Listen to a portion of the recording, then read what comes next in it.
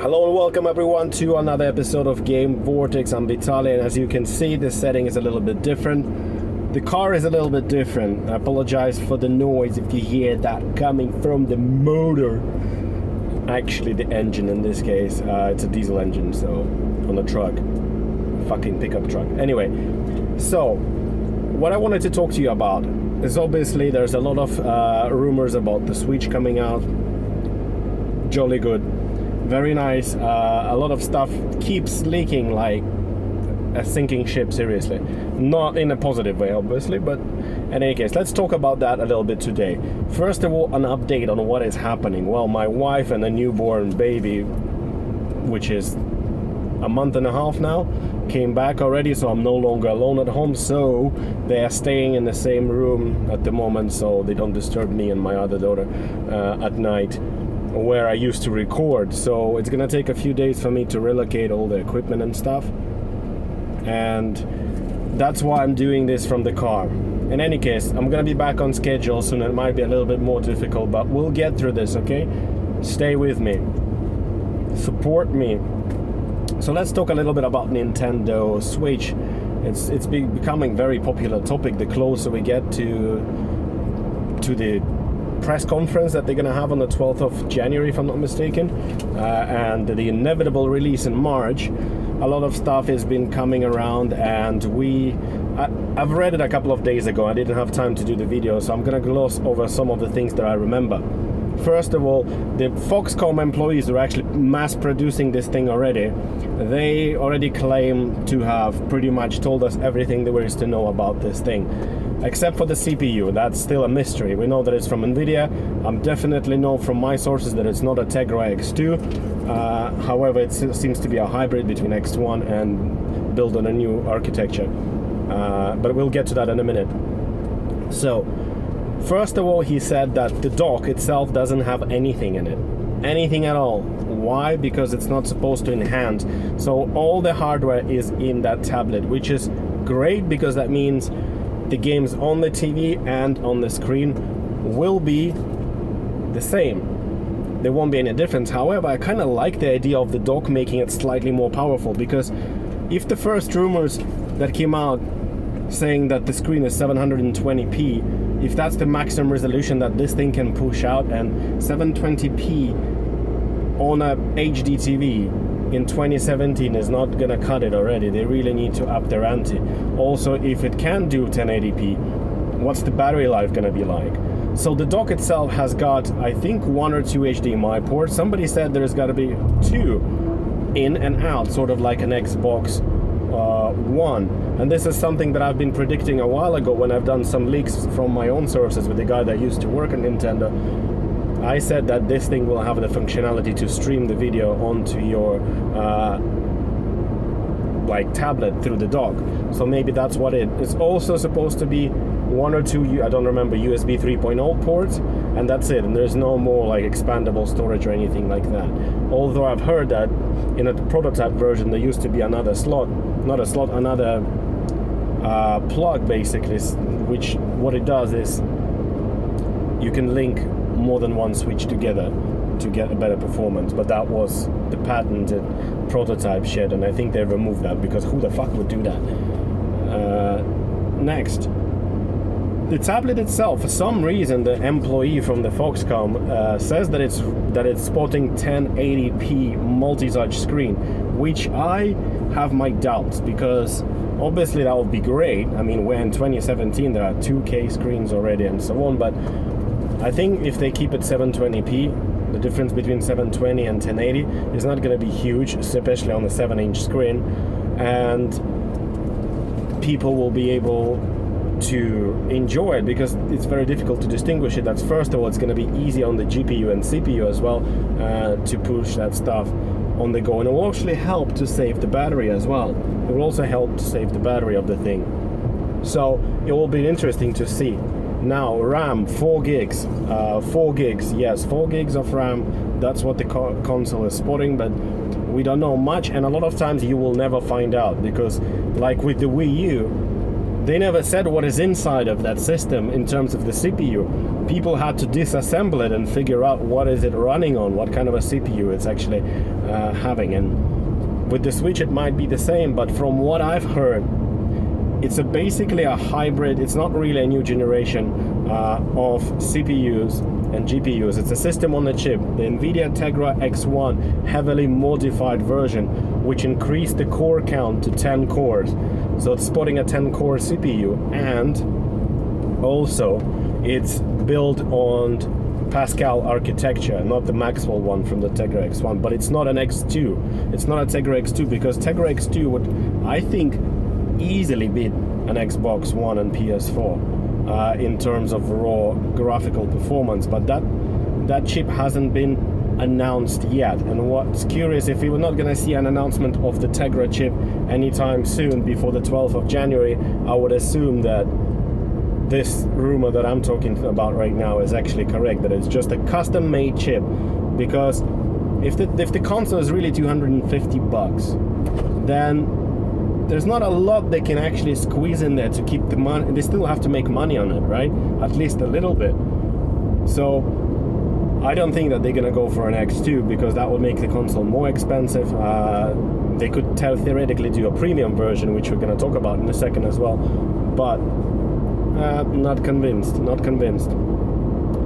Apparently it's sporting a 3,400 and something milliamp battery, which is quite big, but to be honest, for a 7-inch device,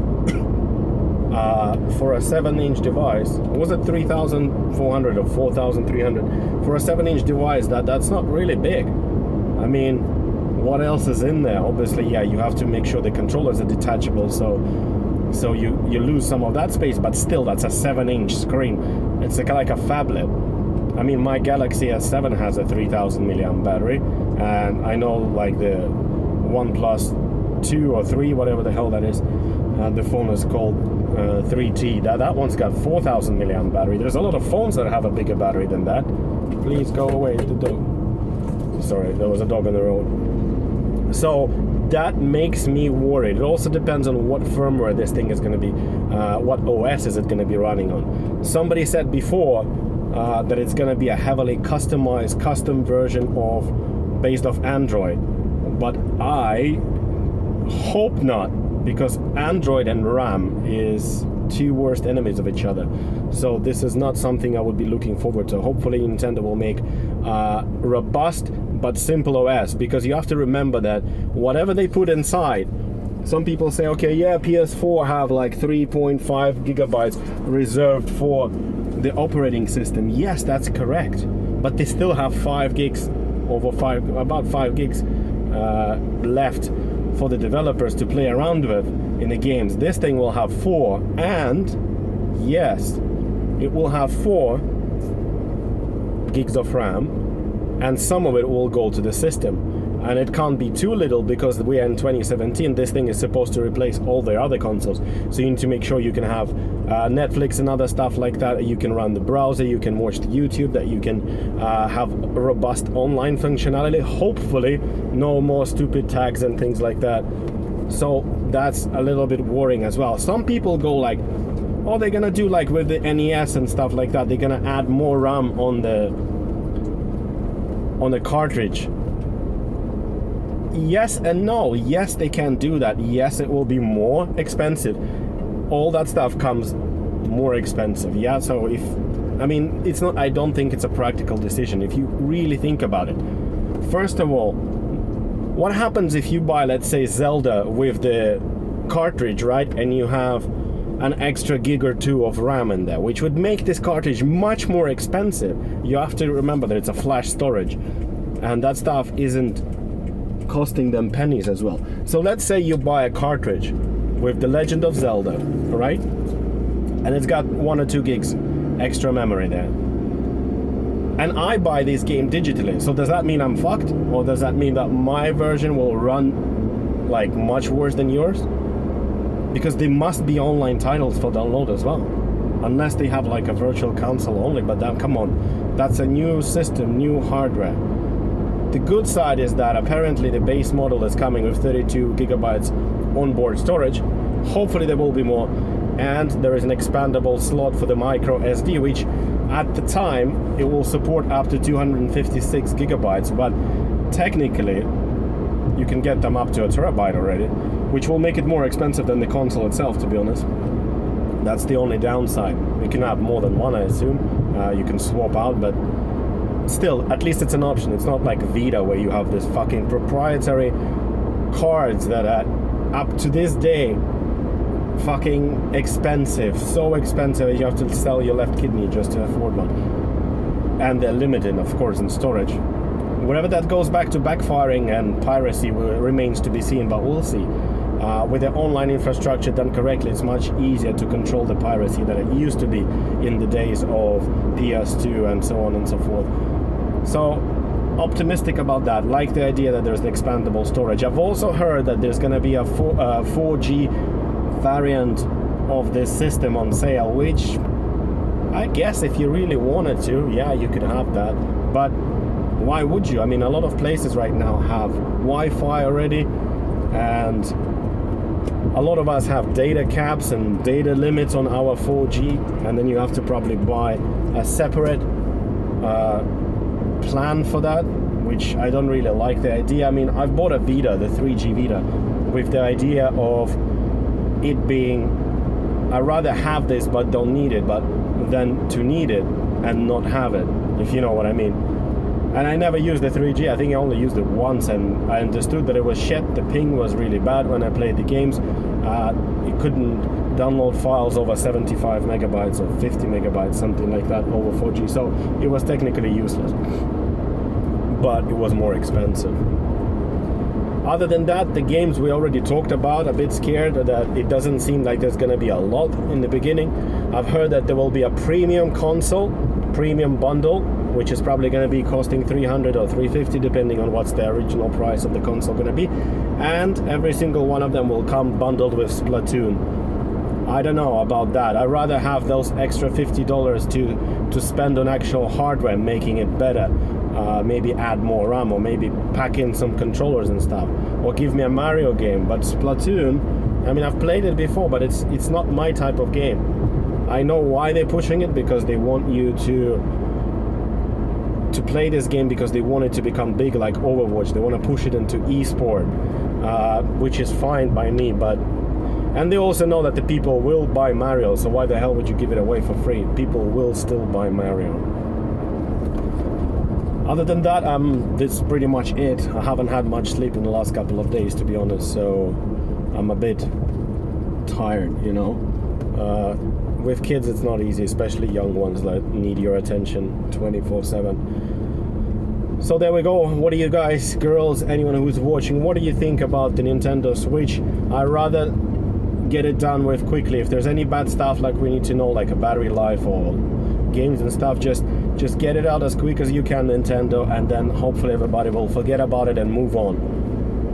So thank you very much for watching this video. I apologize that I had to do it from the car again.